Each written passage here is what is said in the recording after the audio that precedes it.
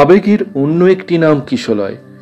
দেশ বিদেশের মন ভালো করার নানান গল্পের ঝুড়ি। থাকছে ভয়, ভালোবাসা, শ্রদ্ধা, থাকছে রোমাঞ্চ, রহস্য ও আরো অন্যান্য সম্ভার।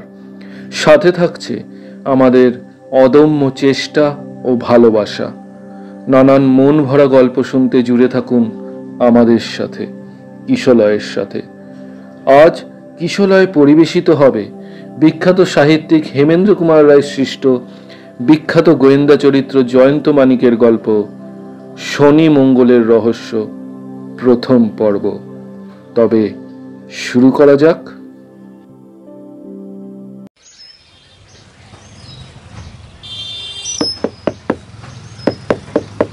জয়ন্ত, জয়ন্ত, ওহে ভায়া, বলি ঘুম ভাঙলো নাকি? দরজা খুলে গেল। জয়ন্তর চাকর মধুর আবির্ভাব। এই যে মধু, তোমার মনিব কি করছেন বাপু? মানিক বাবুর সঙ্গে চা খাচ্ছে। বলো কি, এরই মধ্যে চায়ের আসর বসে গেছে? ডিটেকটিভ ইন্সপেক্টর সুন্দরবাবু বিপুল উৎসাহে সম্মুখ থেকে মধুকে সরিয়ে দিয়ে তাড়াতাড়ি বাড়ির ভেতরে প্রবেশ করলেন। কারণ তিনি জানতেন যে এ বাড়ির প্রভাতী চায়ের আসর হচ্ছে দস্তুর মতো সমারোহের ব্যাপার। চায়ের নামেই চনমন করে উঠেছে তার উদরস্থ ক্ষুধা। আসরে প্রবেশ করেই সুন্দরবাবু তার সেই বিখ্যাত শব্দটি সজোরে উচ্চারণ করলেন। জয়ন্ত বলল, আরে আরে সুন্দরবাবু যে, আসুন আসুন। তোমাদের চা পর্ব শেষ হয়ে গেছে দেখছি। কবিগুরুর ভাষা ঈশ্বর বললে আমি বলতে পারি, উফ, শেষ করা কি ভালো। তেল ফুলোনোর আগেই আমি নিভিয়ে দিই আলো। সুন্দরবাবু ভুরু কুচকে বললেন, আমি কাব্যি টাব্বি বুঝি না, ওর মানেটা কি হলো? ওর মানেটা হচ্ছে এই যে তেল যখন ফুরায়নি আলো আবার জ্বলতে পারে, অর্থাৎ চা আবার আসতে পারে। চা আবার আসতে পারে? সাধু সাধু। মানিক বলল, কিন্তু সুন্দরবাবু আজকে তরল চায়ের সঙ্গে নিরেট আর কিছু প্রার্থনা করবেন না। কেন? দু চারখানা অমলেটও পাবো না? পেতে পারেন, কিন্তু খারাপ ডিমের অমলেট খেতে হবে। খারাপ ডিম মানে পচা? ধরুন তাই, আমাদের ডিমগুলো এবারে খারাপ হয়ে গেছে। কিন্তু তোমাদের প্লেটে তো দেখছি এখনো দু এক টুকরো অমলেট বিরাজ করছে। আমরা খারাপ ডিমের অমলেট খেয়েছি। ধ্যাত, তাও কি সম্ভব? কেন সম্ভব নয়? বাজারের বাজে চায়ের দোকানের মালিকরা ডিম খারাপ হয়ে গেলে ফেলে দেয় নাকি? খদ্দেরদের সেই সব ডিমের অমলেট খাইয়েই তারা পয়সা আদায় করে। খারাপ ডিমের অমলেট গরম গরম খেলে কিছু টের পাওয়া যায় নাকি না? কিন্তু অসুখ করতে পারে তো। তা পারে, হয়তো কলেরা হওয়ার সম্ভাবনাও থাকে। বাপরে, এসব জেনে শুনেও তোমরা খারাপ ডিমের অমলেট খেয়েছো? খেয়েছি সুন্দরবাবু, লোভ ভারী পাজি জিনিস। অমন লোভের মুখে আমি মারি ঝাড়ু। আমি আজ অমলেট খেতে চাই না। জয়ন্ত হেসে চেঁচিয়ে বলে, মধু, সুন্দরবাবুর জন্য।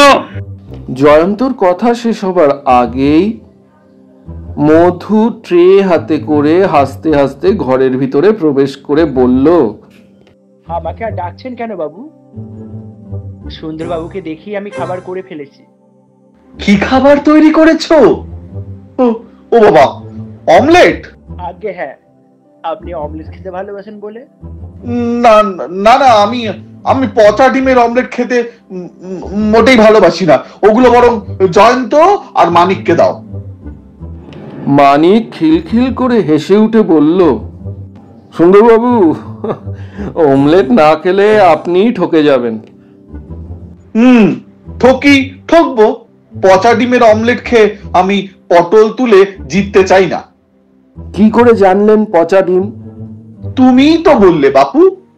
ও, আমি আপনার সঙ্গে একটু মশকরা করছিলাম। মশকরা? আমার সঙ্গে মশকরা করছিলে? আশকারা পেয়ে দিনে দিনে তুমি বড্ড বেড়ে উঠেছো। দেখছি একদিন তোমার সঙ্গে আমাকে মল্লযুদ্ধ করতে হবে। মানিক নিজের দুই উড়ুতে চপেটাঘাত করে বলল, বেশ তো, আজকেই এক হাত হয়ে যাক না। যাও ডেপো ছোকরা, আমি ছুঁচো মেরে হাত গন্ধ করতে চাই না। ঠিক কথা বলেছেন, এতক্ষণ পরে একটা বুদ্ধিমানের মতো কথা বলেছেন। আপাতত ছুঁচো মেরে হাতে গন্ধ না করাই ভালো, কারণ ওই হাতেই আপনাকে এখনই অমলেট ভক্ষণ করতে হবে। মানিক, তোমার মুখ দেখলে আমার রাগ হয়। জয়ন্ত, তোমার এই বন্ধুটির জন্য আমাকে এ বাড়িতে আসা বন্ধ করতে হবে দেখছি। জয়ন্ত বলল, মানিক, তুমি সুন্দরবাবুর পেছনে অমন ভাবে লেগো কেন বলো দেখি? ওকে ভারী ভালোবাসি কিনা? সুন্দরবাবু বললেন, যাও, তোমার ভালোবাসা পেতে আমি এখানে আসিনি। আমি এসেছি জয়ন্তর সঙ্গে পরামর্শ করতে। কি পরামর্শ সুন্দরবাবু? বলছি ভায়া, বলছি। আগে রাগটা খানিক সামলে নি। মানিকের জন্য দেখছি আমার ব্লাড প্রেশার বেড়ে যাবে। চা পর্ব সমাপ্ত হলো। একখানা গদি মোড়া আরাম আসনে বেশ করে জাকিয়ে বসে পরিতৃপ্ত উদরের সমস্ত আনন্দ একটিমাত্র শব্দ দ্বারা ব্যক্ত করে সুন্দরবাবু বললেন, বড়ই গোলক ধাঁধায় পড়ে গেছি দাদা। জয়ন্ত বলল, আচ্ছা, কি রকম? একেবারে নতুন রকম মামলা। মামলার সূত্র ডুব মেরেছে সমুদ্রের অগাধ জলের তলায়। ডুবুরি হয়ে সেই সূত্র উদ্ধার করার ভার পড়েছে এই হতভাগ্যের উপরে। মামলাটা কিসের? খুনের। একটা নয়, দুটো নয়, তিনটে খুন। ঘটনাক্ষেত্র রতনপুর, 24 পরগনার একটি বড় গ্রাম। আপনি কলকাতা পুলিশে কাজ করেন, এই মামলার ভার আপনার উপর কেন পড়ছে? ও অঞ্চলের পুলিশ এখানকার সাহায্য প্রার্থনা করেছে। তাহলে বোধহয় মামলাটার ভিতর কিঞ্চিত বস্তু আছে। বস্তু না ছাই, আমি তো দেখছি ধোঁয়া, খালি ধোঁয়া। ধোয়ার তলাতেই তো আগুন থাকে। মামলা একটু বুঝিয়ে বলুন দেখি, একেবারে গোড়া থেকেই শুরু করুন। শোনো তবে, মহেন্দ্রনাথ ঘটক হচ্ছেন রতনপুরের গ্রামের একজন বড় গৃহস্থ। এখন তার বয়স হবে 50-এর কাছাকাছি। প্রথম জীবনে কোন রাজ স্টেটে ম্যানেজারের পদে বসে তিনি বেশ কিছু টাকা রোজগার করেন। এখন চাকরি ছেড়ে দিয়ে নিজের গ্রামে এসে বসেছেন। যে টাকা জমিয়েছেন তারই সুদের মহিমায় ইহকালের জন্যে তার আর কোনোই ভাবনা নেই। এমনকি নিজের মোটর ছাড়া রাজপথে তিনি এক পদও অগ্রসর হন না। বাড়িতে প্রায়ই উৎসববাদীর সমারোহ হয়। কেবল গ্রামের মাতব্বররা না, কলকাতা থেকেও তার অনেক হোমরা চোমরা বন্ধু সেই সব উৎসবে যোগ দিতে আসেন। কিছুদিন আগেই এই রকম আমন্ত্রণ পেয়ে কলকাতা থেকে এসেছিলেন মহেন্দ্রবাবুর এক মামাতো ভাই। তার নাম সুরেন্দ্রনাথ। তিনিও খুব ধনী লোক। সেদিনটা ছিল শনিবার। সন্ধ্যার সময় বৈঠকখানায় বসে মহেন্দ্রবাবু, সুরেন্দ্রবাবু আর রতনপুর থানার দারোগা কৈলাসবাবু আরো কয়েকজন লোকের সঙ্গে করছিলেন গল্প গুজব। কি কথা প্রসঙ্গে মহেন্দ্রবাবু বললেন, আমাদের গ্রামের খুব কাছে একটা ডাকাতে কালী মন্দির আছে। মন্দিরটি অনেক কালের পুরনো। আগে সেখানে প্রতি শনি ও মঙ্গলবারের রাতে নরবলি দেওয়া হতো। এখন দেবী ডাকাত ভক্তরা নেই, আর শনি মঙ্গলবারে নরবলি আর দেওয়া হয় না। এমনকি মায়ের নিত্য পুজো পর্যন্ত বন্ধ হয়ে গেছে। মন্দিরের অবস্থা অত্যন্ত খারাপ। যে কোনো দিন দেবীর মাথার উপর হুড়মুড় করে ছাদ ভেঙে পড়তে পারে। কিন্তু ওই ভগ্ন মন্দিরের জীর্ণ দেবতার নাম শুনলে এই অঞ্চলের লোক আজও এখনো শিউরে ওঠে। তাদের দৃঢ় বিশ্বাস, আজও মানুষের রক্ত খাওয়ার লোভে প্রতি শনি মঙ্গলবার রাতে ওই ডাকাতে কালীর পাষাণ মূর্তি জীবন্ত হয়ে ওঠে। তাই ওই 2 দিনের রাতে এই অঞ্চলের কোনো লোক ওই মন্দিরে কাজ দিয়েও হেঁটে না। শোনা গেছে বহুকাল আগে কোনো দুঃসাহসী লোক শনি মঙ্গলবার রাতে গুজবের সত্যতা পরীক্ষা করার জন্য মন্দিরের কাছে গিয়েছিল, কিন্তু তারা আর ফিরে আসেনি। পরদিন প্রভাতে মন্দির চত্বরে পাওয়া গেছিল তাদের মৃতদেহ।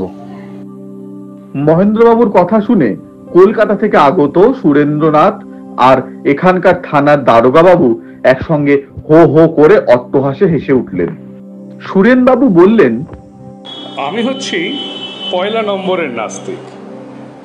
চোখে দেখা যায় না বলে ভগবানকেই মানি না, আর আমাকেই তুমি কিনা এই পাড়াগুয়ের গুজবে বিশ্বাস করতে বলো। দারোগা বাবু বললেন, আমিও তো পুলিশ, দানব মানব যক্ষ রক্ষ ভূত পেতনি বা তন্ত্রমন্ত্র কিছুই মানি না।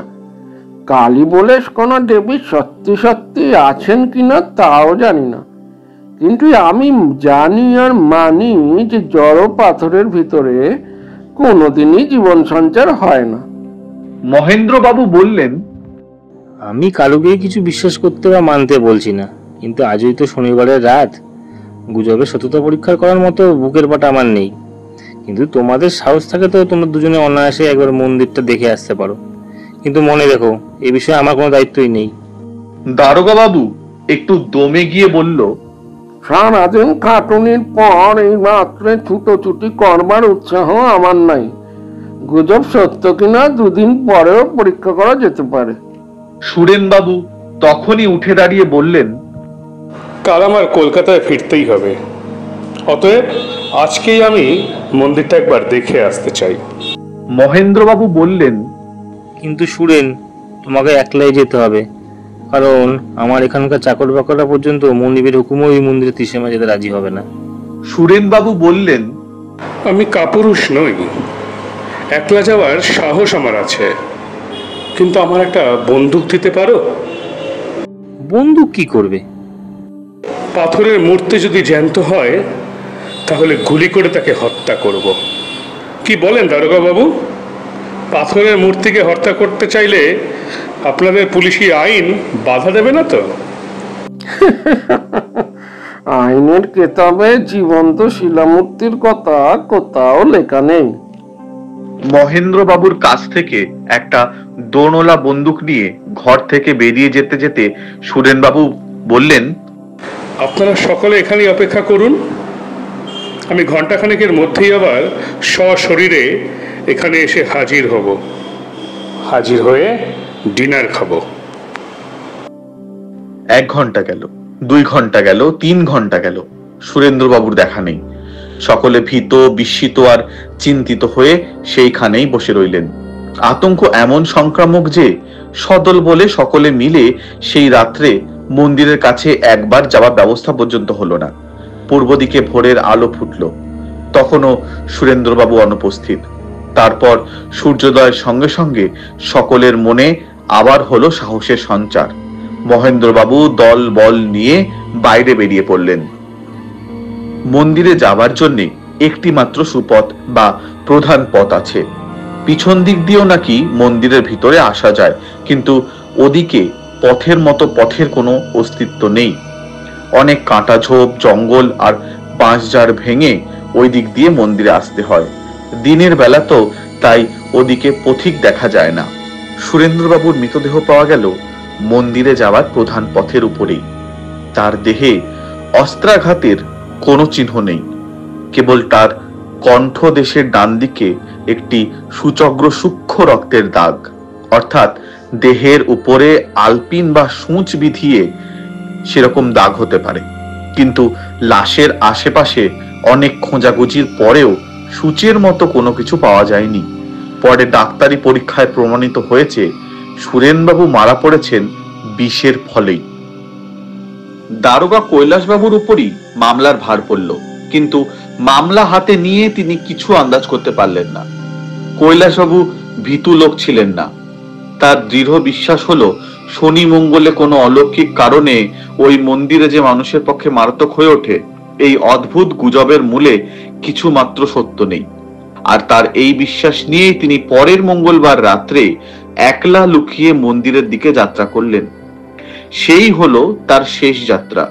বুধবার সকালে তারও মৃতদেহ পাওয়া যায় মন্দিরের ওই প্রধান পথের উপরেই। তারও বাম হাতের উপরে তেমনি একটা সূচ বেঁধার মতো রক্তাক্ত দাগ, আর তারই দেহে পাওয়া যায় বিষের চিহ্ন।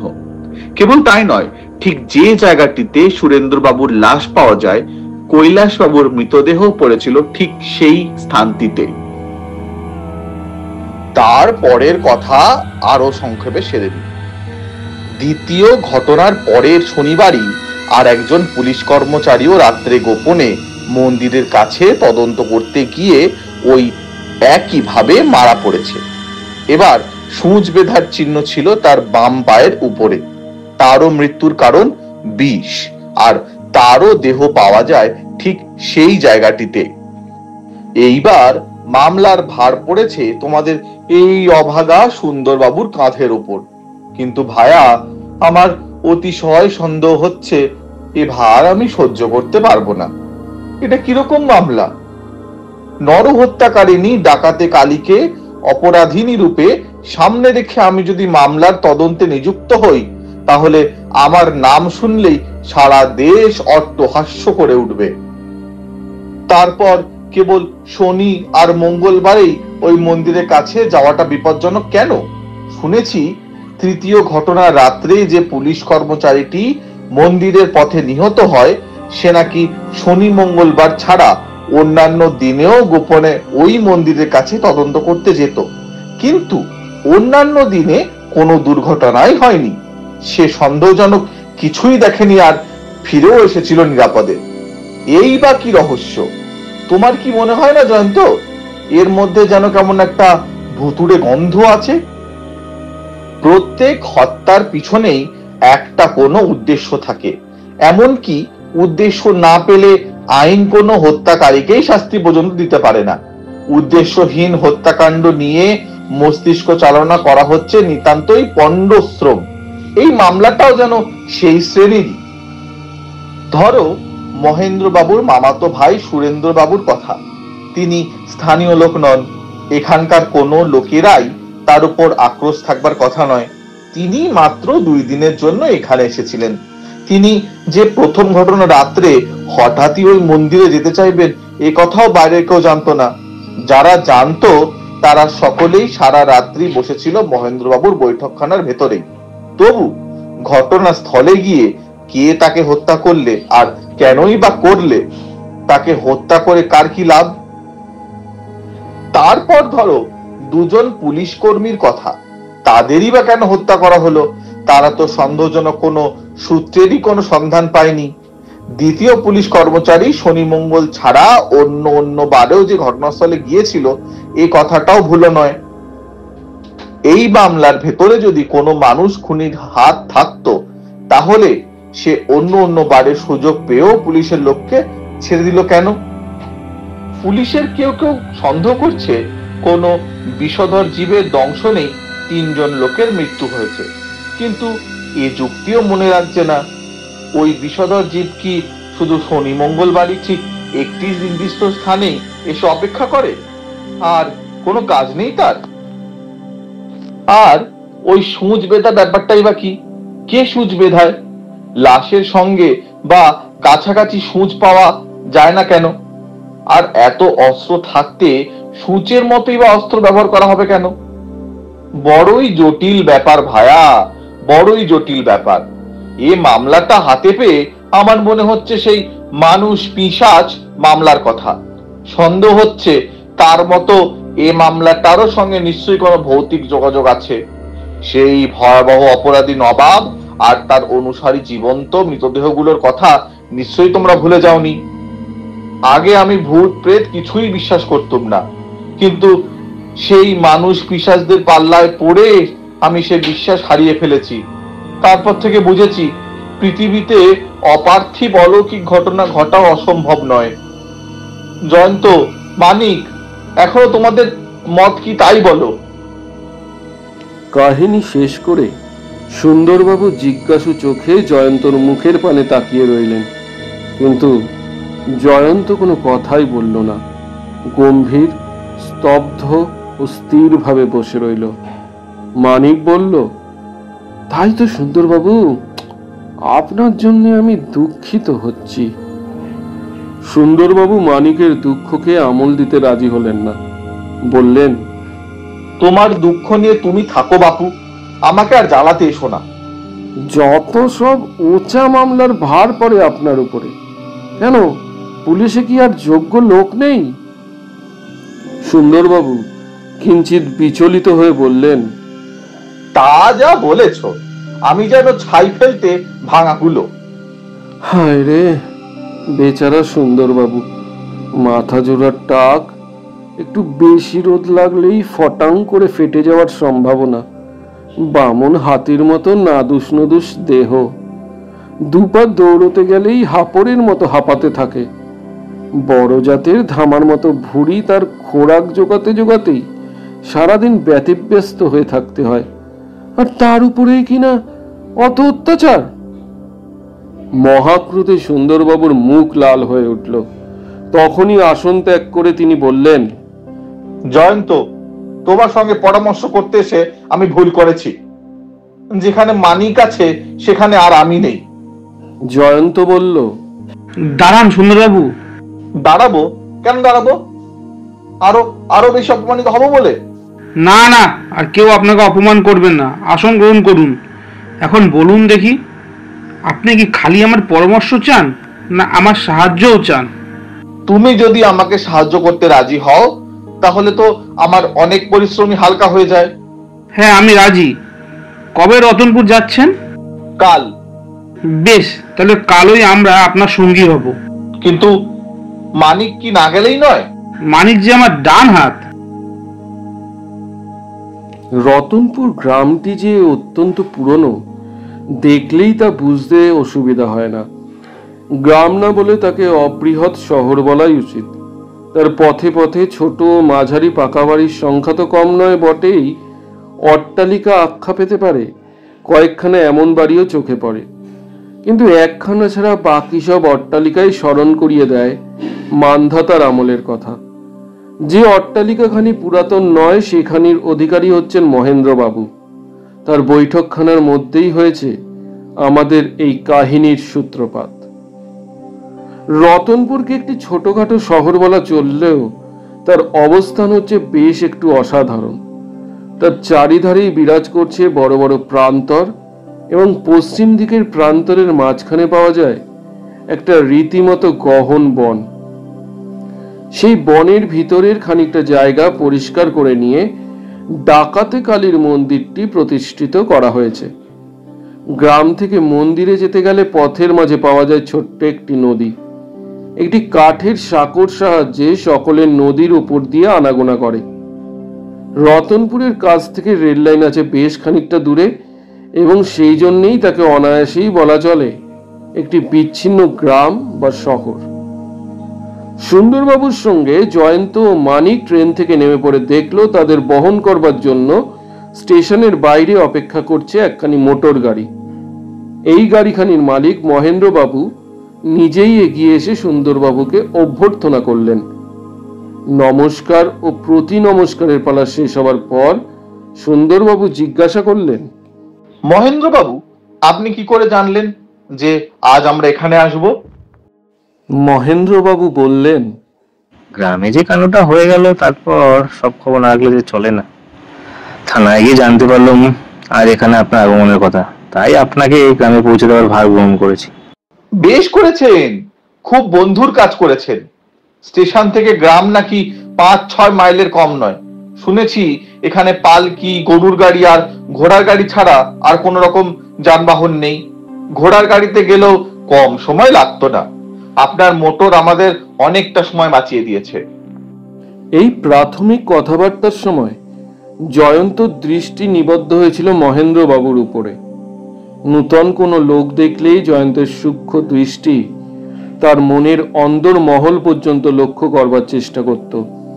এটি হচ্ছে তার চিরকালের স্বভাব। মহেন্দ্রবাবু লোকটি হচ্ছেন না লম্বা, না বেটে, না রোগা, না মোটা। তার গায়ের রং ধবধবে ফর্সা, সাজ পোশাকে রীতিমতো শৌখিনতার চিহ্ন। চোখে সোনার চশমা, গোপদারি কামানো, হাতেও একগাছা সোনায় বাঁধানো বেশ মোটা পাকা বাঁশের লাঠি। তার শৌখিন সাজ পোশাকের সঙ্গে ওই পাকা বাঁশের লাঠি গাছা মানাচ্ছিল না একেবারেই। জয়ন্ত লক্ষ্য করল মহেন্দ্রবাবুর চেহারার তিনটি বিশেষত্ব প্রথমেই দৃষ্টি আকর্ষণ করে। তার অতি অমায়িক ভাব, তার দুটি সরল চক্ষু, তার শিশুর মতো মিষ্ট হাসি। জয়ন্ত ও মানিকের দিকে দৃষ্টিপাত করে মহেন্দ্রবাবু শুধলেন, ওই দুটি ভদ্রলোক কি আপনার সঙ্গে এসেছেন? আজ্ঞে হ্যাঁ, ওরা আমার বন্ধু আর দস্তুর মতো নামজাদা লোক। নাম শুনলে অন্তত ওদের একজনকে আপনি হয়তো চিনতে পারেন। বটে বটে, তা ওদের নাম জানতে চাইলে ওরা কোনো অপরাধ নেবে না তো? বিলক্ষণ, অপরাধ আবার কিসের? আজকাল আমি হচ্ছি পাড়াগাঁয়ের লোক, হালের শহরের ফ্যাশনের কথা কিছুই জানি না তো। কারো কারো মুখে শুনেছি গায়ে পড়ে নাম জানতে চাইলে আজকালকার শহরে বাবা নাকি মুখ ভার করেন। আরে না না মশাই, ওরা মোটেই সে জাতীয় মনুষ্য নয়। ওদের দেখতে ছোকরা বটে, কিন্তু ওরা আপনার আমার মতোই সেকেলে। আপনি কি শখের গোয়েন্দা জয়ন্ত আর তার স্যাঙাত মানিকের নাম শোনেননি? বলেন কি স্যার? তাও আবার শুনিনি। আপনি কি বলতে চান ওরাই হচ্ছে জয়ন্তবাবু আর মানিকবাবু? হ্যাঁ মশাই, হ্যাঁ, ওরা ওই নামেই পরিচিত বটে। তাড়াতাড়ি জয়ন্তকে নমস্কার করে মহেন্দ্রবাবু বললেন, হ্যাঁ, এতক্ষণে চিনতে পেরেছি। কাগজে যে আপনার ছবি অনেকবার দেখেছি। আপনার নাম জানি না বাংলাদেশে এমন কে আছে? দেশ বিদেশেও আপনার নামে ওরা জয় পতাকা। আর মানিকবাবু, আপনার নামও।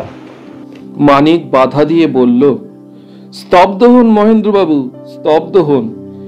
অতিউক্তি করে আপনি যদি আমাকেও আকাশে তোলেন তাহলে জানবেন যে জয়ন্তচন্দ্রের পাশে আমি হচ্ছি একটি ক্ষুদ্র মানিক তারকা মাত্র।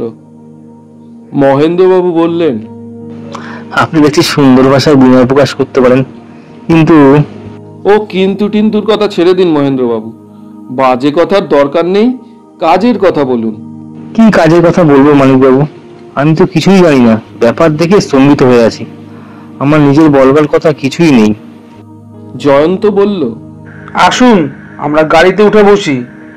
এখানে দাঁড়িয়ে দাঁড়িয়ে সময় নষ্ট করে তো কোনো লাভ নেই। গাড়িতে যেতে যেতে বাকি কথা হবে। সকলে গাড়ির ওপরে গিয়ে বসলেন। চালক গাড়ি চালিয়ে দিল। জয়ন্ত চালকের দিকে দৃষ্টিপাত করে বলল, মহেন্দ্রবাবু, আপনার ড্রাইভারটা দেখছি এদেশের লোকই নন। এর মধ্যে সেটা আপনি লক্ষ্য করেছেন? হ্যাঁ, আমার এই ড্রাইভারটি স্বদেশ হচ্ছে বর্ণীয়। ও চমৎকার গাড়ি চালায় আর আমার অত্যন্ত বিশ্বাসী। আমার জন্যে ও হাসি মুখে প্রাণ দিতে পারে। তখন বেগে ছুটতে আরম্ভ করেছে মোটর গাড়ি। কোথাও ধুধু মাঠ, কোথাও তারই মাঝে মাঝে শ্যামল ও নিবিড় তরুকুঞ্জ, কোথাও নদী বা খালবিলের শীর্ণ ও সমুজ্জ্বল জলরেখা।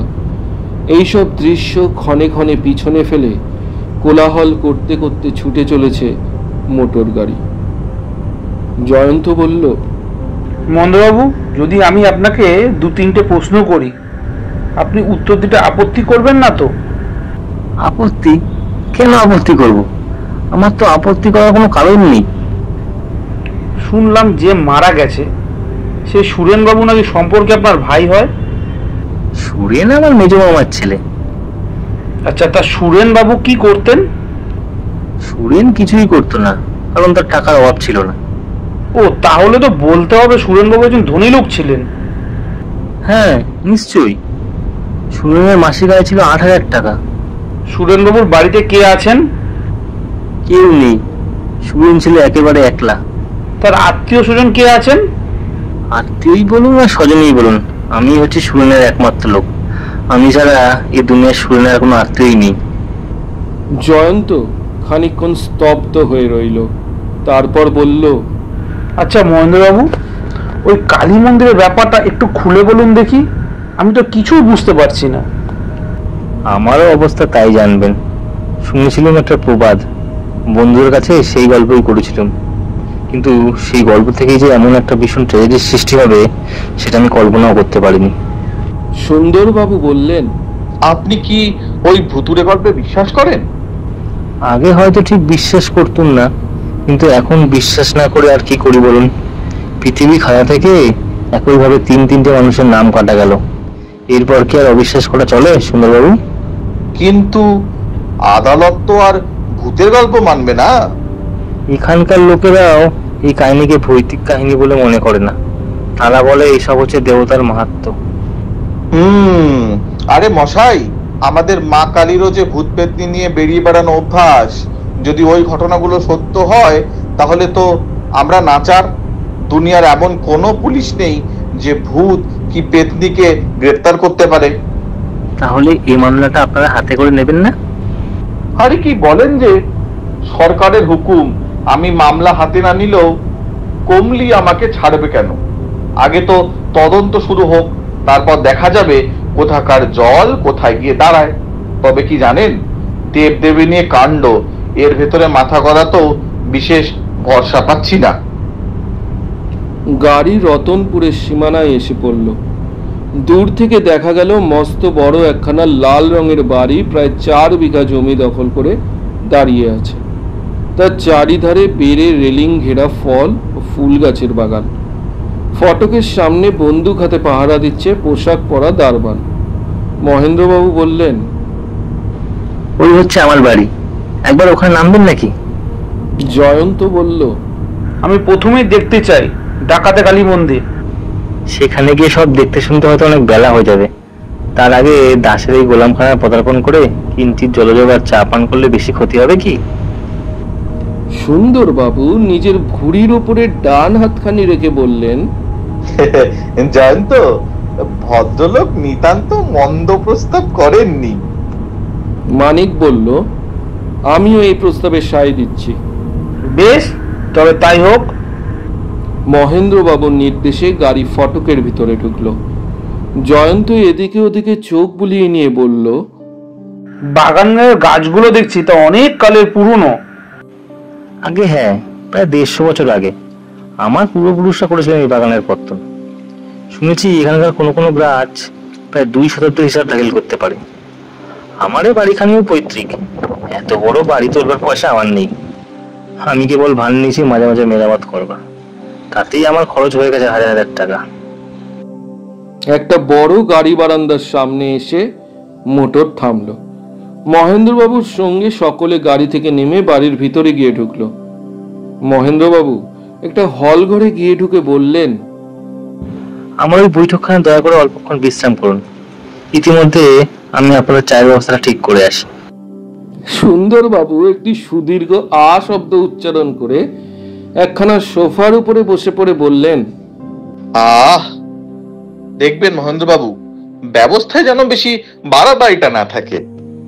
না মশাই, আমরা হচ্ছে গিয়ে লোক, বাড়াবাড়ি করবার শক্তি আমাদের নেই। এই একটু চা আর মিষ্টি, তাছাড়া আর কিছুই নয়। মানিক হাসতে হাসতে বলল, সুন্দরবাবু, ওই যে বাড়াবাড়ির কথা বললেন, ওটা কি আপনার আন্তরিক কথা? মানে?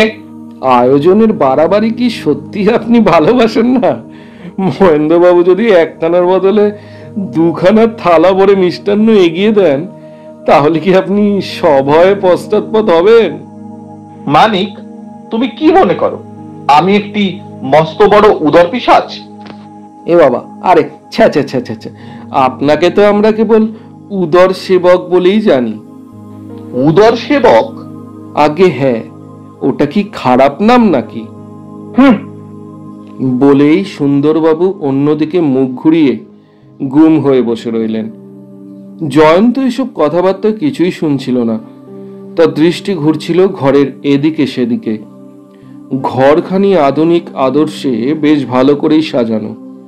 সোফা, কৌচ, টেবিল, চেয়ার, পাথরের মূর্তি ও তৈলচিত্র প্রভৃতি কোনো কিছুরই অভাব নেই। মহেন্দ্রবাবু আবার ফিরে এলেন। তার পিছনে পিছনে 2জন ভৃত্য এলো 2খানা বড় বড় ট্রের উপরে আহার্যের বিবিধ উপকরণ সাজিয়ে। সুন্দরবাবু বললেন, বাপ রে, এই যে দেখছি রীতিমতো যজ্ঞের ব্যাপার। বিনা নোটিশে এক কথায় আপনি এত বড় আয়োজনটা কেমন করে করলেন? 2-4 জন অতিথি অভ্যাগত অধীনের বাড়িতে যখন তখন আসা যাওয়া করে থাকেন, তাই আমাকে কিঞ্চিত প্রস্তুত হয়ে থাকতেই হয়। পল্লীগ্রাম কিনা, শহরের মতন বাজারের লোক পাঠালে তো আর খাবার নিয়ে আসা যায় না। তাই তো, করেছেন কি? বলতে বলতে সুন্দরবাবু একখানা মস্ত ডালপুরিকে আক্রমণ করলেন বিপুল বিক্রমে। জয়ন্ত বলল, মহেন্দ্রবাবু, ওই ঘরের ওই কোণে যে একটা বর্ম দাঁড় করানো আছে, তা ওটা আপনি কোথা থেকে কিনেছেন? ওটি আমি কিনিনি, এক সাহেবের কাছ থেকে উপহার পেয়েছি। ওটি হচ্ছে শেখের বিলিতি বর্ম। আগ্নেয়াস্ত্র হওয়ার আগে ইংরেজ যোদ্ধারা ওই রকম বর্ম পরে আপাদমস্তক ঢেকে যুদ্ধযাত্রা করত। সুন্দরবাবু এক গ্রাসে একটি বড় রসগোল্লা কোত করে গিলে ফেলে বললেন, বাস রে বাস, অত বড় ভারী লোহার বর্ম ওর ভিতরে ঢুকলে যুদ্ধযাত্রা কি? আমি তো একটি মাত্র পদও অগ্রসর হতে পারতুম না। মানিক বলল, ওর ভিতরে আপনি ঢুকবেন? অসম্ভব। কেন অসম্ভব? কেন? নরহস্তির জন্য বর্ম তৈরি হয়নি। সুন্দরবাবু একবার কটমট করে মানিকের দিকে তাকালেন, কিন্তু মুখে কিছু বললেন না। জয়ন্ত বলল, ওই বর্মের মধ্যে হয়তো আমার দেহের ঠাঁই হতে পারে, আর হয়তো বর্ম পরে চলাফেরা করতেও আমার কোনো বিশেষ অসুবিধা হবে না। কি বলো হে মানিক? হ্যাঁ জয়ন্ত, ও বর্ম তোমারই উপযোগী বটে। ওই চিত্তাকর্ষক বর্মটিকে ভালো করে নেড়ে চেড়ে পরীক্ষা করার আগ্রহ হচ্ছে, কিন্তু আজ আর সময় নেই। সে চেষ্টা নয় আর একদিন করব। কি বলেন মহেন্দ্রবাবু, তাতে আবার আপনার আপত্তি নেই তো? আপত্তি নিশ্চয়ই নেই। ওদিকে জয়ন্ত মানিকের অর্ধেক খাওয়া শেষ হবার আগেই সুন্দরবাবুর খাবারের থালা ও চায়ের পেয়ালা একেবারেই খালি হয়ে গেল। মহেন্দ্রবাবু বললেন, ও কি সুন্দরবাবু, থালায় যে কিছুই নেই, আরো কিছু আনতে বলে দি। সুন্দরবাবু বাঁকা চোখে মানিকের দিকে দৃষ্টিপাত করে দেখলেন সে মুখ টিপে টিপে দুষ্টুমির হাসি হাসছে। একটা নিঃশ্বাস ফেলে মৃদু স্বরে তিনি বললেন, থাক মহেন্দ্রবাবু, সকালেই পেট ভারী করে খাওয়া ভালো না, তবে আর এক পেয়ালা চা খেতে আমার আপত্তি নেই। মানিক চুপি চুপি বলল, সুন্দরবাবু আপনার অদ্ভুত সংযম দেখে আমি বিস্মিত হচ্ছি। সুন্দরবাবু অস্ফুট কণ্ঠে বললেন, স্টুপিড। জলযোগ সেরে সকলে আবার গাড়িতে গিয়ে উঠলেন। গাড়ি এবার ছুটল সোজা কালী মন্দিরের দিকে। মোটরে করে মহেন্দ্রবাবুর বাড়ি থেকে কালী মন্দিরে গিয়ে পৌঁছতে 8-10 মিনিটের বেশি লাগলো না। মন্দিরটি সত্যিই পুরনো। তার উপর দিকটা ফেটে চৌচির হয়ে গেছে এবং তার ফাটা জায়গাগুলো থেকে বাইরে মাথাচাড়া দিয়ে উঠেছে অশ্বত্থ ও বট গাছেরা। একটা অশ্বত্থ গাছ রীতিমতো বড়। মন্দিরের ওপরে অনেক অংশ তার শাখা প্রশাখার মধ্যেই অদৃশ্য হয়ে গেছে। পুরনো মন্দিরটা অত বড় একটা গাছের ভার কি করে যে এখনো সহ্য করে আছে সেটা ভাবলেও বিস্ময় লাগে। যে পথটা মন্দিরের চাতালে গিয়ে পড়েছে তার দুই দিকেই রয়েছে একটানা জঙ্গল। মন্দিরের পিছনেও অরণ্য, সেখানকার ঝোপঝাপ আরো বেশি নিবিড়। মন্দিরের চাতালের উপরেও আগাছার ভিড়। নির্জনতায় ও মানুষের যত্নহীনতায় এখানে কোনো দিকেই কোনো শৃঙ্খলা নেই বটে, কিন্তু বাইরে থেকে দেখলে এই নিরিবিলি জায়গাটিকে বেশ শান্তিপূর্ণ বলেই মনে হয়। দিকে দিকে ছায়াচিত্রের পাশে পাশে রোদ দিয়েছে সোনার আভাস ছড়িয়ে। গাঢ় সবুজের অন্তঃপুরে লুকিয়ে থেকে থেকে ডাকছে কপোত, ডাকছে কোকিল, ডাকছে দোয়েল, শ্যামা। কোথা থেকে বাতাসে ভেসে আসছে অজানা কোনো বনফুলের গন্ধ। মানিক বলল, বাহ, জায়গাটি আমার বেশ লাগছে। মহেন্দ্রবাবু বললেন, এখানকার বাসিন্দা হলে আপনি বোধহয় ও কথা বলতে পারতেন না। কেন? দেখছেন না এত কাছেই লোকালয়, তবুও এখানে অরণ্য কত নিবিড় হয়ে উঠেছে। লোকালয়ের কাছে এত নির্জনতা নিস্তব্ধতার কথা দেখেছেন কি? এ ভয়াবহ ঠাই। কোনো অতি বড় ভক্ত ভরসা করে দেবীকে পুজো দিতে এখানে আসে না। মানুষের সঙ্গ হারিয়ে এই জায়গাটা এখন অভিশপ্ত হয়ে উঠেছে। দুদিকের জঙ্গলের দিকেই ঘন ঘন মুখ ফিরিয়ে সুন্দরবাবু অগ্রসর হচ্ছিলেন অত্যন্ত সাবধানে। মানিক হেসে বলল, সুন্দরবাবু, আজ তো শনিও নয়, মঙ্গলও নয়, আপনার অতটা সাবধান না হলেও চলবে। সুন্দরবাবু বললেন, কি জানি বাবা, বলা তো যায় না। জয়ন্ত বলল, মহেন্দ্রবাবু, যারা মারা পড়েছেন তাদের 3 জনের লাশ কোনখানে পাওয়া গেছে?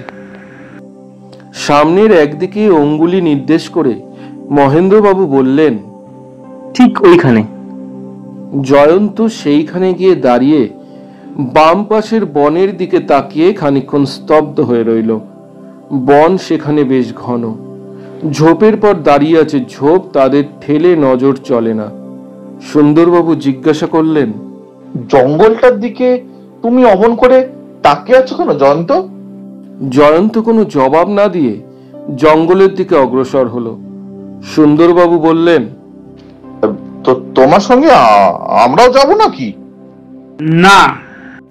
বলে জয়ন্ত ঝোপ ঠেলে বনের ভিতরে প্রবেশ করলো। 5, 7, 10 মিনিট কেটে গেল, তখনও জয়ন্তর দেখা নেই। সুন্দরবাবু বললেন, জয়ন্তর এইরকম সব খামখেয়ালি আমার কাছে যেন কেমন কেমন লাগে। এত জায়গা থাকতে ওখানে ঢুকে ও কি করছে? কি ওখানে আছে? মহেন্দ্রবাবু বললেন, ওখানে আছে কেবল বড় বড় বুড়ো গাছ, দলে দলে কাটা ঝোপ, আর দিনেও সন্ধ্যার মতো অন্ধকার।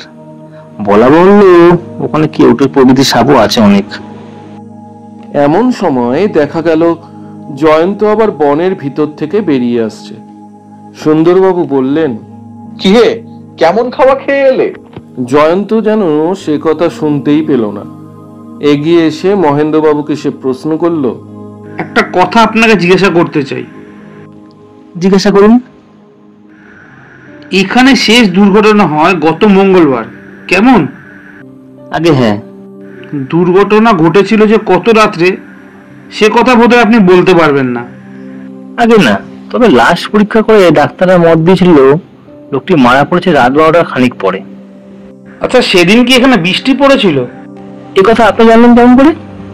বনের ভেতরে অনেক জায়গায় এখনো ভিজে কাদা রয়েছে, ওখানে রোদ তো ঢুকতেই পারে না, কাজেই জল কাদা অত সহজে শুকোয় না। হ্যাঁ জয়ন্তবাবু, সেদিন রাত 9টা থেকে 11টা পর্যন্ত খুব জোরে ঝড় হয়ে গিয়েছিল। পুলিশের লোকেরা এখানে এসে তদন্ত করে বনের ভিতর গিয়েছিল বোধহয়।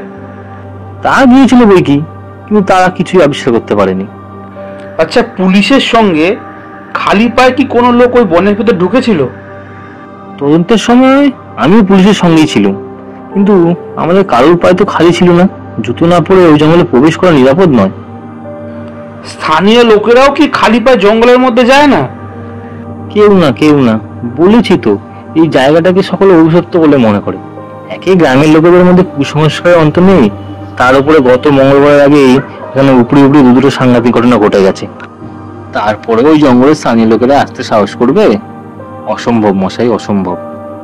জয়ন্ত তার রূপোর শামুকের নস্যদানি বার করে নস্য গ্রহণ করতে লাগলো। মানিক বুঝলো এটা সুলক্ষণ। জয়ন্ত খুব খুশি হলেই নস্য না নিয়ে পারে না, কিন্তু হঠাৎ তার এত খুশি হবার কারণ কি? সুন্দরবাবু টুপি খুলে মাথার ঘরমাক্ত টাকের উপরে রুমাল চালনা করতে করতে বললেন, জয়ন্ত ভায়া, তোমার প্রশ্নগুলো কেমন যেন খাপ ছাড়া বলে মনে হচ্ছে না? আপনার তা মনে হতেই পারে, তবে জঙ্গলের ভেতর গিয়ে আমি কি দেখেছি জানেন? হয় সাপ, নয় শিয়াল, নয় বনবিড়াল। মহেন্দ্রবাবু বললেন, এখানে মাঝে মাঝে বাঘের ডাকও শোনা যায়। সুন্দরবাবু বললেন, বাহ, তাহলে তো সোনায় সোহাগা। জয়ন্ত বলল, ওসব কিছুই নয়, জঙ্গলের ভিতর আমি দেখেছি কেবল পায়ের দাগ। গত মঙ্গলবার রাত্রে বৃষ্টি হবার পর খালি পায়ে কোনো লোক ওই জঙ্গলে এমন একটি জায়গায় এসে দাঁড়িয়েছিল যেখান থেকে ঝোপঝাড়ের ফাঁক দিয়ে পথের এইখানটাতে স্পষ্ট দেখা যায়। কেবল একটা পায়ের দাগ নয়, লোকেরা অনেকেই এসেছিল সেখানে, অনেকগুলো পায়ের ছাপ। কোনো কোনো দাগের গভীরতা থেকে আন্দাজ করতে পেরেছি লোকটি ওইখানে দাঁড়িয়ে বেশ খানিকক্ষণ অপেক্ষা করছিল। যেখানে সে দাঁড়িয়েছিল সেখানকার কাদা এখন অনেকটাই শুকিয়ে এসেছে, তাই পায়ের দাগগুলো পরীক্ষা করতে আমার কিছুই কষ্ট হয়নি। খালি পায়ের দাগ নয়, আর একটা চিহ্নও আমি লক্ষ্য করেছি। কি? লোকটার হাতে ছিল একটা অদ্ভুত রকমের লাঠি। অদ্ভুত রকম? হ্যাঁ, কোনো একটা ফাঁপা দণ্ড বা নলের মতন জিনিসের মুখ আপনি যদি ভিজে মাটির ওপর রেখে খানিকক্ষণ দাঁড়িয়ে থাকেন তাহলে কিরকম চিহ্ন পড়বে বলুন দেখি। ফাঁপা দণ্ড ভিজে মাটির উপরে চেপে ধরলে খানিকটা মাটি গোলাকার হয়ে বডির মতো উপরে থেকে উঠে পড়বে। ঠিক বলেছেন, ওই রকম একটা ফাঁপা লাঠির দাগ একাধিক জায়গায় আমি লক্ষ্য করেছি মাটির উপরে। ফাঁপা লাঠি? সে আবার কি? এক তো জানি গুপ্তি, ছোট তলোয়ার রাখবার জন্য গুপ্তির ভিতরটা হয় ফাঁপা। না, এ গুপ্তির দাগ নয়। গুপ্তির ভেতরটা ফাঁপা হলেও তার দুই দিকে মুখটা বন্ধই থাকে। তবে তুমি কিসের দাগ দেখেছো? সেটাই তো এখন আমি ধরতে পারছি না। কিন্তু ওই লোকটা কে? দিনের বেলাতে যেখানে মানুষের চলাচল নেই, দুর্যোগের রাত্রে, বিশেষ করে দুর্যোগময় মঙ্গলবার রাত্রে ঝড় বৃষ্টির পরেও কোন দুঃসাহসিক লোক কি উদ্দেশ্য নিয়ে ওর ভেতরে ঢুকেছিল?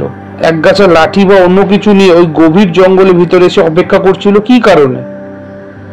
ওই লোকটিকে যদি আমরা আবিষ্কার করতে পারি তাহলেই বোধহয় সব রহস্য পরিষ্কার হয়ে যাবে। সাবাস ভায়া সাবাস, গাছে না উঠতেই এক কাঁদি। মহেন্দ্রবাবু বললেন, এটা যে কিরকম সত্য আমি বুঝতে পারছি না। গেল মঙ্গলবার রাতে অমন দুর্যোগের পরেও কোনো মানুষ ওই ভয়ঙ্কর জঙ্গলে বেড়াতে আসতে পারে, এই কথা আমার কিছুতেই বিশ্বাস হচ্ছে না।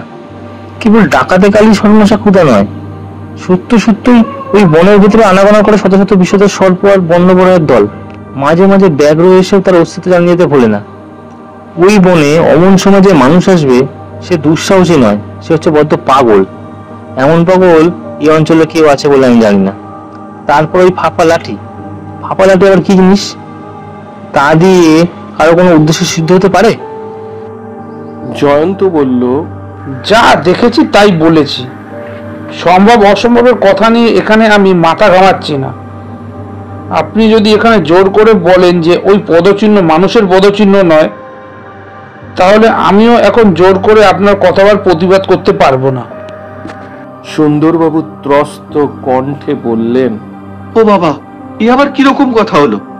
মানুষের পদচিহ্ন নয়, কিন্তু এতকাল পুলিশে চাকরি করেছি, কখনো তো শুনিনি ভূতের পদচিহ্নের কথা। মানিক বলল, ভৌতিক ইতিহাসে আমিও এমন কথা পাঠ করিনি। তারপর ওই ফাঁপা লাঠি, ভূতেদের লাঠি ফাঁপা হয় নাকি? জয়ন্ত বলল, আপাতত ভূত আর মানুষ এই দুটোর কথাই ভুলে যাও। চলো আমরা মন্দিরের ভেতরটা একবার দেখে আসি। সকলে মন্দিরের দিকে এগিয়ে চলল এবং যেতে যেতে দেখা গেল একটা নতুন ব্যাপার। একটা ছোট সাপ ধরেছে একটা মস্ত ব্যাঙকে। ব্যাঙটাকে সে গলাদ্ধকরণও করতে পারছে না, মুখ থেকে বার করে ফেলেও দিতে পারছে না। সাপটা ঘন ঘন ব্যাঙটাকে মাটির উপরে আছাড় মারছে, কিলবিল করে সমস্ত দেহ দিয়ে চাঞ্চল্য প্রকাশ করছে এবং ব্যাঙটাও চিৎকার করছে প্রাণপণে। মানুষ দেখেও সাপটা পালাবার চেষ্টা করতে পারল না। সুন্দরবাবু তার হাতের লাঠি চালিয়ে সাপটার মাথা গুঁড়ো করে দিয়ে বললেন, পৃথিবী থেকে একটা পাপ বিদায় হলো। মানিক বলল, কিন্তু পৃথিবীর অনেক পাপী লুকিয়ে আছে এই বনের আনাচে কানাচে। আপনি সেসব দিকেও নজর রাখতে ভুলবেন না। নজর আমার কমজোরি নয় হে, তুমি নিজের চরকায় তেল দেবার চেষ্টা করো। আগাছা ভরা চাতাল পার হয়ে সকলে মন্দিরের সামনে গিয়ে দাঁড়ালো। চাতালের উপরেই অপরিসর রোয়াক, রোয়াকে ওঠবার সিঁড়ির ধাপগুলো গেছে ভেঙে। মন্দিরের ভিতরে আধা আলো আধা অন্ধকার। সামনের দিকে তাকিয়ে খানিক স্পষ্ট খানিক অস্পষ্ট রূপে যে মূর্তি দেখা গেল তা অবর্ণনীয় বললেও চলে। জয়ন্তর মতো সাহসী মানুষেরও হৃৎপিণ্ড সে মূর্তি দেখে ধরফর করে উঠল। বাংলাদেশের সর্বত্র কালী মূর্তি আছে অগুন্তি, কিন্তু সেসবের মধ্যে সবচেয়ে ভয়ঙ্করী হচ্ছে বঙ্গাধিপতি মহারাজা প্রতাপাদিত্যের প্রতিষ্ঠিত যশোরেশ্বরী মূর্তি। সে মূর্তির মুখ দেখলে মনের মধ্যে ভক্তির আগে জেগে ওঠে বিষম আতঙ্কের ভাব, কিন্তু তাকেও টেক্কা দিয়েছে রতনপুরের এই ডাকাতে কালী। এ মূর্তির বিভৎসতা কল্পনাতেও আনা সহজ নয়। কোষ্ঠী পাথরে গড়া ৮-৯ হাত উঁচু উলঙ্গ দেবীর মূর্তি। মাথার পিছন দিকে আগে বোধহয় সত্যিকার কেশদাম ছিল, সে কেশদামের কিছুই এখন নেই। দেবী মুন্ডিত মস্তক, চক্ষু কি দিয়ে যে গড়া ঝাপসা আলোয় সেটা বোঝা গেল না, কিন্তু সকলেরই মনে হলো মূর্তির দুই উগ্র চক্ষু যেন উৎকট রক্ত পিপাসায় জীবন্ত হয়ে ধকধক করে জ্বলছে। সাপদ জন্তুর মতো নিষ্ঠুর করালো দন্ত এবং ততোধিক নির্দয় লকলকে রক্তাক্ত জিহ্বা। মূর্তির গলায় রয়েছে যে মুন্ডমালা তা পাথরের তৈরি নয়, সত্যিকার মনুষ্য শিশুর মুন্ড দিয়েই তা তৈরি করা হয়েছে। নিচেকার বাম হস্তেও ঝুলছে রক্ত মাংসহীন একটি আসল মানুষের মুন্ড। প্রায় কুণ্ডলীকৃত মহাদেবের দেহের উপরে মূর্তি যে ভয়ঙ্কর ভঙ্গিতে পদনিক্ষেপ করে দণ্ডায়মান, তা দেখলেও চোখ বক্ষের ভেতরে জাগে এক বিষম আতঙ্কের ঝড়। সকলেই খানিকক্ষণ স্তম্ভিত নির্বাক হয়ে দাঁড়িয়ে রইল। জড় পাষাণ প্রতিমা যে এমন বিভীষিকা সৃষ্টি করতে পারে, এটা হচ্ছে ধারণার অতীত। সর্বপ্রথমে কথা কইলেন মহেন্দ্রবাবু। বললেন, শুনেছি ডাকাতরা আগে প্রতি রাতে নরবলি দিয়ে দেবীর হাতে নিত্য নতুন নরমুন্ড ঝুলিয়ে দিত। হয়তো আজ আমরা দেবীর হাতে যে মাংসহীন মুন্ডু দেখছি, সেটা হচ্ছে এই মন্দিরের শেষ নরবলির নিদর্শন। নিস্তব্ধ মন্দিরের ছাদের তলায় জেগে উঠল হঠাৎ কতগুলো শব্দ। সুন্দরবাবু সভয়ে একটি লম্ফ করলেন। সে শব্দ শুনে মনে হলো অসীম নিস্তব্ধতা আচম্বিতে যেন জাগ্রত হয়ে মুখরিত হয়ে উঠল ধ্বনির পর ধ্বনি সৃষ্টি করে। মহেন্দ্রবাবু তথস্থ হয়ে বললেন, ও কিসের শব্দ? সুন্দরবাবু বললেন, আর এখানে নয়, জয়ন্ত এসো, এবার আমরা সবাইকে পলায়ন করি। জয়ন্ত একবার হাসল, কিন্তু মুখে কিছু বলল না। মানিক বলল, সুন্দরবাবু প্রকৃতিস্থ হন, ছাদের দিকে তাকিয়ে দেখুন, এখানে বাসা বেঁধেছে বাদুররা। মানুষের সাড়া পেয়ে তারা চঞ্চল হয়ে উঠেছে। সুন্দরবাবু বললেন, বাবা, বাদুর ফাদুর আমি জানি না, আমি আর 1 মিনিটও এখানে থাকতে রাজি নই। এ কি দেবীর মূর্তি? দানবীর মূর্তি তাহলে কিরকম? যেখানে এমন মূর্তির প্রতিষ্ঠা করা হয়েছে আর এত হতভাগ্য মানুষকে বলি দেওয়া হয়েছে, সেখানে যা কিছু খাওয়া একেবারে অসম্ভব ঘটনা নয়।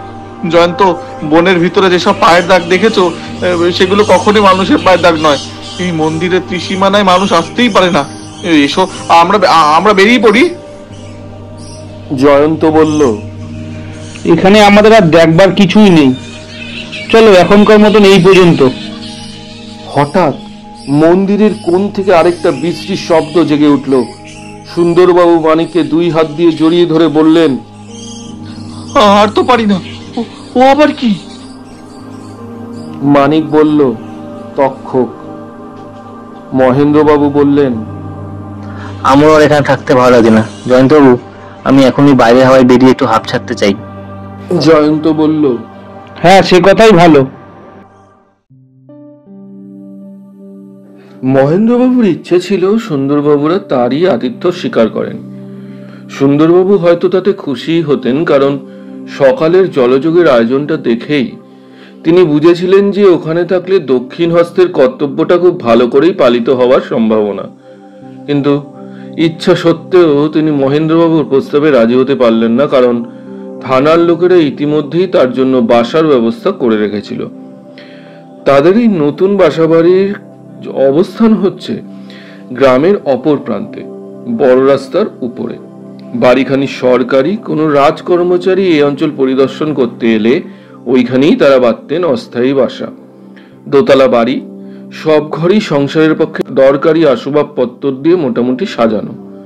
বাড়ির উপরের ঘরে বসলে গ্রামের ভিতরে এবং বাইরে অনেক দূর পর্যন্ত দৃষ্টি চালনা করা যায়। এমনকি কালী মন্দিরের অরণ্য পর্যন্ত চোখের আড়ালে থাকে না। রতনপুরে তাদের একদিন কাটল।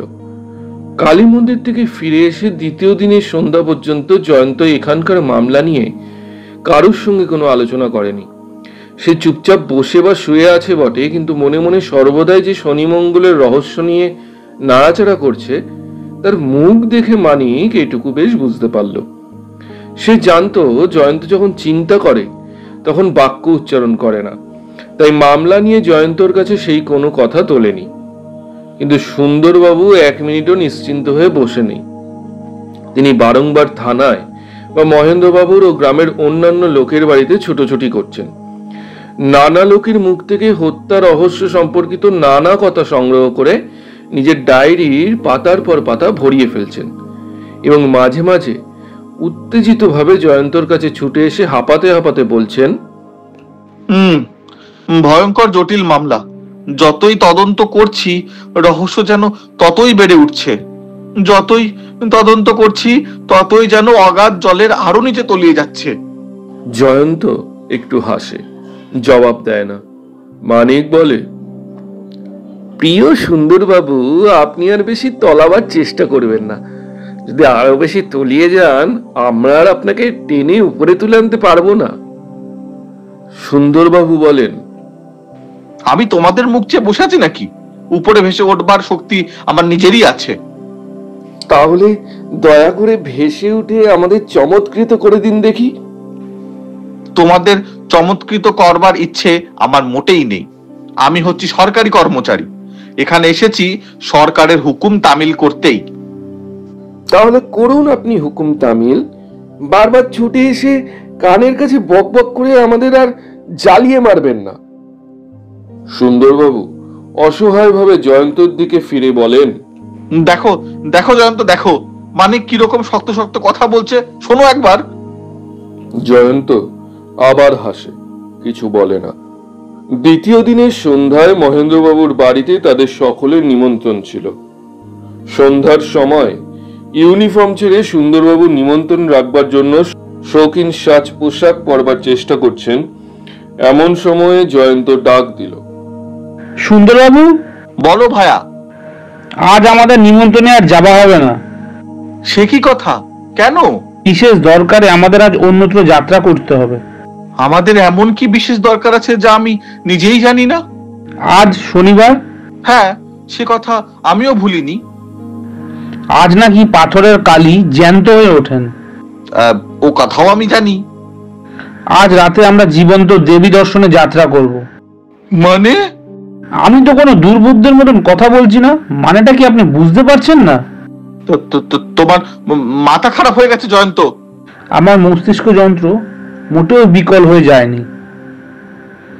অনেক ভেবে চিনতে আমি বুঝতে পারছি শনি মঙ্গলের রহস্য ভেদ করতে গেলে ওই দুটো নির্দিষ্ট দিনে যথাসময় কালী মন্দিরে গিয়ে আমাকে হাজির থাকতে হবে। এ কথাটা তোমার আগেও আরো দুজন পুলিশ কর্মচারী বুঝতে পেরেছিলেন, কিন্তু বুঝেও তাদের কি লাভ হয়েছে জানো তো? জানি, তারা মৃত্যুকে লাভ করেছে। জয়ন্ত জয়ন্ত, তুমি তুমি কি আমাদের নির্বোধের মতো আত্মহত্যা করতে বলো? সুন্দরবাবু, আমাদের অগ্রবর্তীরা যে ভুল করেছিলেন তা আমরা করব না। প্রথমত তারা মন্দিরে পাহারা দিতে গিয়েছিলেন একা একা, আর আমরা তিনজনেই একসঙ্গে যাব। একজোড়া চোখের চেয়ে তিনজোড়া চোখ একসঙ্গে বেশি কাজ করতে পারবে না। দ্বিতীয়ত, মন্দিরে যাবার চলতি পথটাই তারা অবলম্বন করেছিল। আমার দৃঢ় বিশ্বাস বিপদ ওত পেতে থাকে ওই চলতি পথটার কোনো এক জায়গায়। তাই আমি স্থির করেছি মন্দিরের পেছনে যে অরণ্য আছে তার ভেতর দিয়ে চুপি চুপি আমরা যথাস্থানে উপস্থিত হব। বাবা, সেও তো এক অসম্ভব ব্যাপার। কেন? সে হচ্ছে নিবিড় অরণ্য, আর আজ হচ্ছে অমাবস্যার রাত। দুনিয়ায় আজ একেবারেই অন্ধ হয়ে থাকবে। আমরা সঙ্গে করে টর্চ নিয়ে যেতে ভুলবো না। বনে থাকে আরো কত বিভীষিকা। বিভীষিকাকে ভয় করলে গোয়েন্দাগিরি চলে না সুন্দরবাবু। সুন্দরবাবু পড়ে গেলেন অতিশয় ফাপড়ে। বয়স বাড়ার সঙ্গে সঙ্গে তিনি ধরি মাছ নাছুই পানি নীতির পক্ষপাতী হয়ে উঠেছিলেন। সহসা বিপদের মাঝখানে গিয়ে ঝাঁপিয়ে পড়বার আগ্রহ তার হয় না। আসল বিপদের কাছ থেকে নিরাপদ ব্যবধানে থেকে কেবল জোর তদন্তের দ্বারাই তিনি কার্যোদ্ধার করতে চান। কিন্তু জয়ন্ত চায় একেবারে বিপদের ওপর গিয়ে পড়ে অন্ধকার থেকে বিপদকে বাইরে আলোকে টেনে আনতে। এইখানেই তার সমূহ আপত্তি। কিন্তু জয়ন্তর কাছে কোনোদিনই তার কোনো আপত্তি টেকেনি, আজও টিকল না। অবশেষে দুর্বল কণ্ঠে তিনি তার শেষ যুক্তির কথা জানিয়ে দিলেন। বললেন, তুমি মহেন্দ্রবাবুর কথা একবার ভেবে দেখছো না জয়ন্ত? ভদ্রলোক সারা দিন ধরে আমাদের জন্য হয়তো আজ কত আয়োজনই না করেছেন। তুমি কি সমস্ত পণ্ড করতে চাও? তাহলে কাল তার কাছে আমরা মুখ দেখাবো কেমন করে? কাল তার কাছে মুখ দেখাতে আমার একটু লজ্জা করবে না, কারণ তার আয়োজনের চেয়ে আমাদের আজকের কর্তব্যটা অনেক বেশি গুরুতর। আপনি কোনো চাকরকে ডেকে এক্ষুনি তাকে একটা চিঠি লিখে জানিয়ে দিন যে অত্যন্ত জরুরি দরকারের জন্য আমরা আজ তার নিমন্ত্রণ রক্ষা করতে পারছি না। বেশ, তাই হবে। মানিক বলল, হায় সুন্দর বাবু, হায় রে অদৃষ্ট, কোথায় রইল ভুরি ভোজন? চললুম কিনা শূন্য দরে অরণ্যের রোদন করতে। চিরদিন যেমন আসে তেমনি ভাবে আজও এলো অমাবস্যার কালো রাত্রে পৃথিবীর বুকে কৃষ্ণ যবনিকাপাত করে। রাত 12টার ঢের আগে ঘুমিয়ে পড়ল রতনপুর গ্রাম। তার পথে এবং গৃহে পথিক এবং গৃহস্থের কোনো সাড়াই আর জেগে নেই। সম্প্রতি বিশেষ করে শনি মঙ্গলবারেই রাত নামার সঙ্গে সঙ্গে রতনপুরের চারিদিকে সঞ্চারিত হয়ে যায় কেমন একটা অপার্থিব থমথমে ভাব। সকলে যেন প্রস্তুত হয়ে থাকে নূতন কোনো মারাত্মক দুর্ঘটনার জন্য। গ্রামান্তরের লোকেরা সন্ধ্যা দ্বীপের শিখা জ্বলবার আগেই তাড়াতাড়ি গ্রাম থেকে বেরিয়ে পড়ে মাঠের উপর দিয়ে হনহন করে এগিয়ে চলে এবং চলতে চলতে মাঝে মাঝে চমকে ত্রস্ত দৃষ্টিপাত করে যায় কুবিখ্যাত কালী মন্দিরের অভিশপ্ত অরণ্যের দিকে। যদিও মন্দিরের বিপদ কোনোদিন গ্রামের মধ্যে আবির্ভূত হয়নি, তবু দোকানিরা সন্ধ্যার খানিক পরেই দোকানে ঝাঁপ ফেলে সেদিনের মতো ছুটি নিয়ে সরে পড়ে। পঞ্চানন তলায় প্রতিদিন বসতো পরচর্চার এবং তাস দাবা পাশার মস্ত আসর। অনেক রাত পর্যন্ত সেখানে চলতো খেলাধুলো, গল্পগুজব এবং হইচই। কিন্তু আজকাল রাত 9টার সময়ে দেখা যায় আসরের ভিতরে আর জনপ্রাণী নেই। রাত জাগে কেবল গ্রামের ভিতরে কুকুরগুলো এবং গ্রামের বাইরে শৃগালের দল। তারা মানুষের ভাষা বোঝে না, শনি মঙ্গলের গল্প তাই তারা জানতে পারেনি এবং তাই থেকে থেকে বিকট স্বরে চিৎকার করে তারা বিদীর্ণ করে দেয় রাত্রির স্তব্ধতাকে। আর জেগে থাকে শূন্যে বাদুর পেচকের দল, মানুষ যাদের জানে নিশাচর বিভীষিকার বন্ধু বলে। কিন্তু রতনপুরের বাসিন্দারা জানে না গ্রামের বাইরে আজ এখানে রাত জাগছে 3টে অপরিচিত মনুষ্য মূর্তি। মাঠের ঘোর অন্ধকারে গা ঢেকে তারা অগ্রসর হয়ে প্রবেশ করলো কালী মন্দিরকার পিছনকার অরণ্যের ঘোরতর অন্ধকারের মধ্যে। অরণ্যের মধ্যে সমস্তই একাকার, অন্ধকার এবং অরণ্যের মধ্যে নেই কোনোই পার্থক্য। টর্চ না থাকলে সেই দুর্ভেদ্য তমিশ্রার প্রাচীর ভেদ করে এক পা অগ্রসর হওয়ার উপায় নেই। কোথাও মস্ত বাসগুলো পরস্পরের সঙ্গে জড়াজড়ি করে পথ আগলে দাঁড়িয়ে আছে, কোথাও একাধিক শতাব্দীর প্রাচীন সুবৃহৎ বটবৃক্ষ চারিদিকে শত শত ঝুড়ি নামিয়ে বিশাল অরণ্যের মধ্যে যেন আরেকটা ক্ষুদ্রতর অরণ্য রচনা করেছে।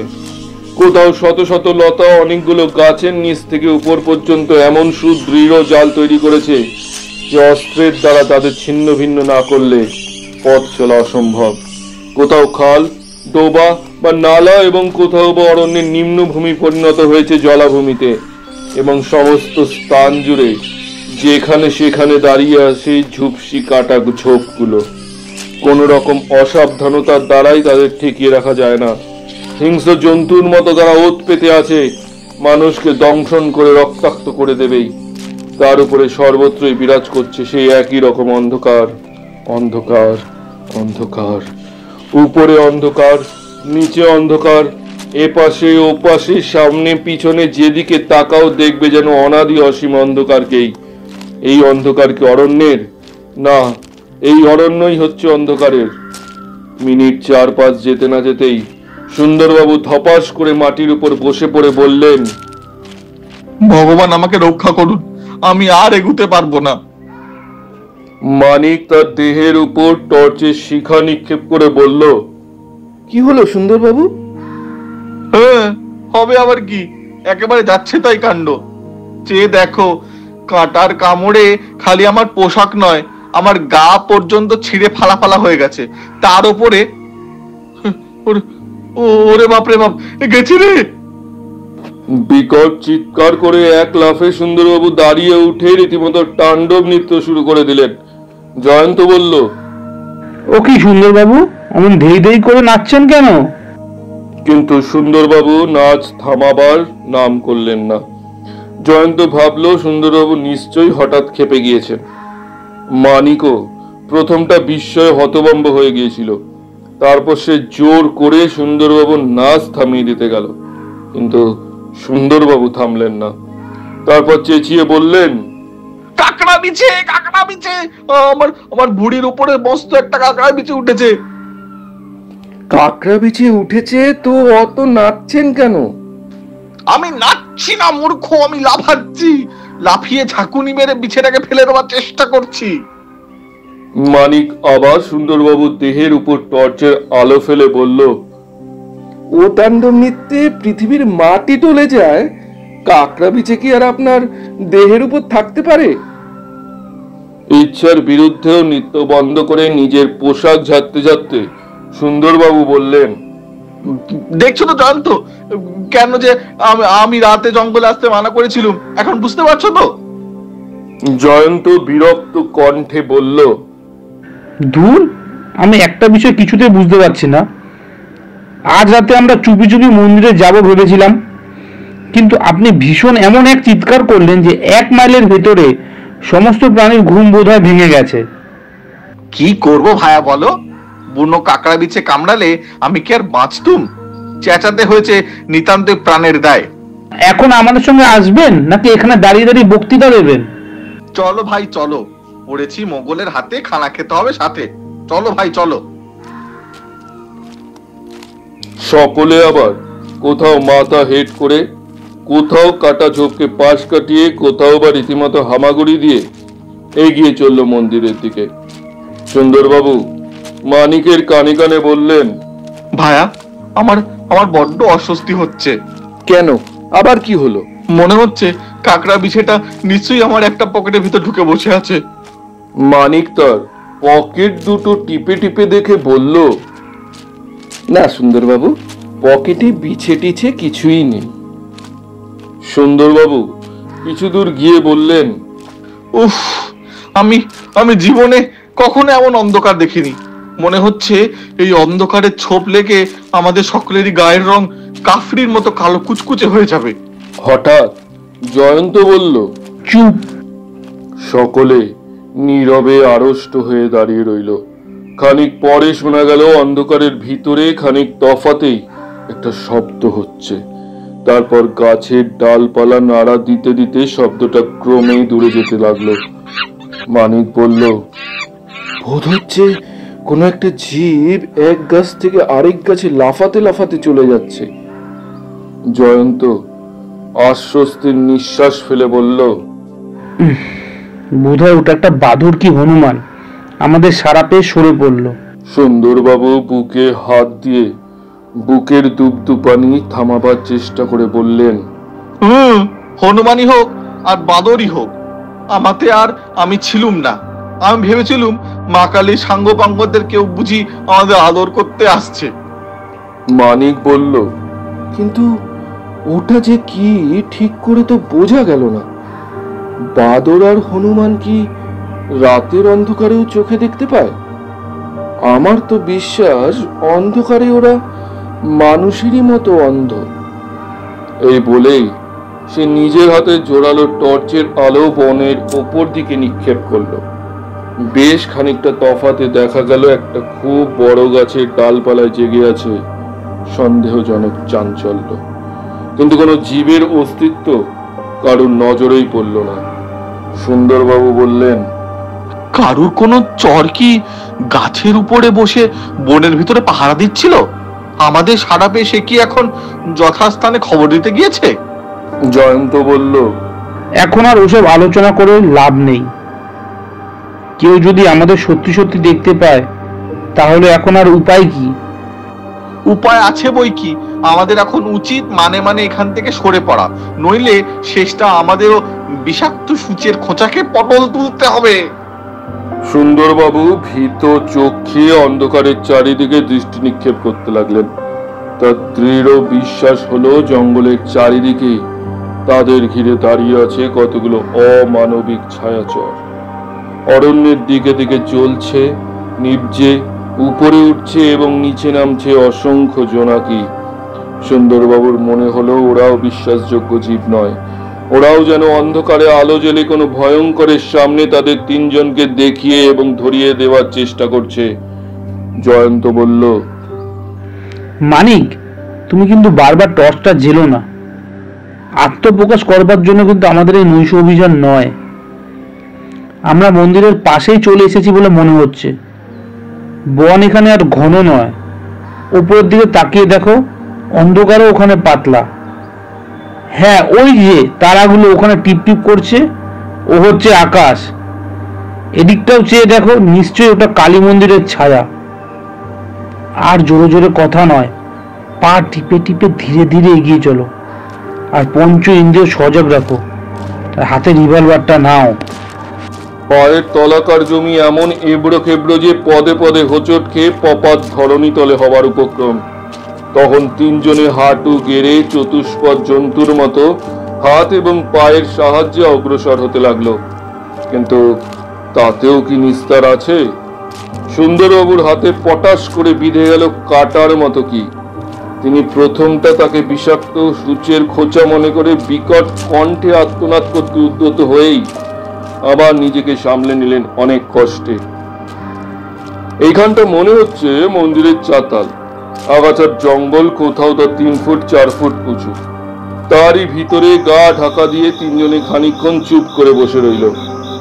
ঝিঝি পোকাদের অশ্রান্ত আর্তনাদ ছাড়া কোথাও আর কোনো শব্দই শোনা যাচ্ছে না। বাতাসও যেন নিঃশ্বাস বন্ধ করে স্তব্ধ হয়ে আছে। সেখানেও অন্ধকারের মধ্যে শত শত অগ্নিকণার ইঙ্গিতের মতো শূন্য দিয়ে ছুটোছুটি করছে পুঞ্জ পুঞ্জ জোনাকি। এখানকার ভাবটা হয়ে উঠেছে এমন অসাধারণ যে মানুষের পৃথিবীর সঙ্গে যেন এর কোনো কিছুই মেলে না। হঠাৎ জয়ন্তের পায়ের উপর দিয়ে বিদ্যুৎ বেগে চলে গেল যেন একগাছা জীবন্ত মোটা ধরি। তুষারের মতো কনকনে ঠান্ডা তার স্পর্শ। নিশ্চয়ই সেটা সাপ। কিন্তু জয়ন্ত কোন রকম চাঞ্চল্যই প্রকাশ করলো না, স্থির হয়ে বসে রইল নির্বিকারের মতো। তারপর অদূরে শোনা গেল বার কয়েক বিশ্রী হিসির শব্দ। সুন্দরবাবু শিউরে বলে উঠলেন, বাবা, গোখরো কি কেউটের গর্জন। জয়ন্ত নিম্ন অথচ ক্রুদ্ধ স্বরে বলল, চুপ! সাপের গর্জন আর শোনা যায় না, কিন্তু তার পরিবর্তে কোথায় সজাগ হয়ে উঠল তক্ষকের কণ্ঠস্বর। সে স্বর যেন ডেকে আনতে চাইছে আসন্ন কোনো অমঙ্গলকে। তারপরেই মন্দিরের অদূরেই জাগ্রত হলো শ্রীগালদের বহু কণ্ঠে আর্তনাদের মতো চিৎকার। এতক্ষণ সেখানটা ছিল মৃত্যুপুরীর মতো একান্ত নিস্তব্ধ। আচম্বিতে সেখানে উপরি উপরি এই শব্দের পর শব্দ তরঙ্গ অল্পক্ষণের জন্য অন্ধকার তরঙ্গকে যেন আলোড়িত এবং ধ্বনিত ও প্রতিধ্বনিত করে আবার নীরব হয়ে গেল। সুন্দরবাবু চুপি চুপি কম্পিত স্বরে বললেন, জয়ন্ত, এবার আমার সত্যি ভয় করছে। জয়ন্ত বলল, চুপ। মিনিট 4 সকলে নিশ্চল ও নিষ্পন্দ হয়ে সেইখানেই বসে রইল। মাথার উপরে কালো আকাশ অগুন্তি তারকা চক্ষু বিস্ফারিত করে যেন এই তিনটি প্রাণীর দিকে তাকিয়ে আছে মৌন বিপুল বিস্ময়ে। মন্দির চূড়ার উপরকার অসত্য বটের ডালপালার ভিতরে নিদ্রিত বাতাস হঠাৎ একবার জেগে উঠে যেন ঘুমের ঘোরেই আর্তস্বরে কেঁদে উঠল একবার। মানিক হঠাৎ হাত বাড়িয়ে জয়ন্তর গা টিপল। সুন্দরবাবুও উৎকণ্ঠ হয়ে আরো একটু উঁচু হয়ে বসলেন।